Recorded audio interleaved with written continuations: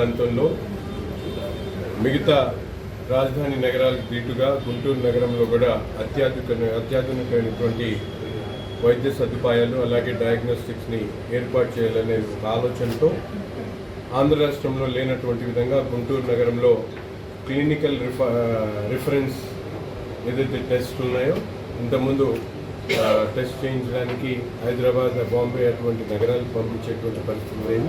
వాటినన్నిటి కూడా ఈరోజు అమృత డయాగ్నోస్టిక్స్ గుంటూరులో ఏర్పాటు చేసి విజయవాడలో కూడా ఉంది, కానీ గుంటూరులో అత్యాధునికమైనటువంటి ల్యాబ్ని డయాగ్నోస్టిక్ సెంటర్ని ఏర్పాటు చేసి గుంటూరు నగర ప్రజలే కాకుండా చుట్టూ ప్రాంతాల్లో ఉన్నటువంటి ప్రజలకు కూడా అందుబాటులో తీసుకుని వచ్చినందుకు వీరందరికీ కూడా ప్రత్యేకమైనటువంటి అభినందనలు తెలుపుతూ నగర ప్రజలు కూడా ఈ అవకాశాన్ని సద్వినియోగం చేసుకొని, ఎందుకంటే వైద్యం చేయకముందు రోగిని డయాగ్నోస్టిక్ చేసి మంచి డయాగ్నోస్టిక్ సెంటర్ ద్వారానే రోగిని నిర్ధారణ చేసుకున్న తర్వాత ట్రీట్మెంట్ తీసుకుంటే మంచి వైద్యం కూడా అందేటువంటి పరిస్థితులు ఉన్నాయి. కాబట్టి డయాగ్నోస్టిక్ సెంటర్స్ మీద ప్రత్యేకమైనటువంటి అవగాహనతో ప్రజలు కూడా అత్యాధునికమైనటువంటి సదుపాయాలు కలిగినటువంటి డయాగ్నోస్టిక్స్ని ప్రతి ఒక్కరు కూడా విజిట్ చేసి సేవలు తీసుకోవాలని చెప్పి మనస్ఫూర్తిగా కోరుకున్నాం.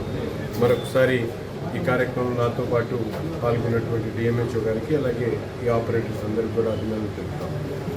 మీరు ఎమ్మెల్యే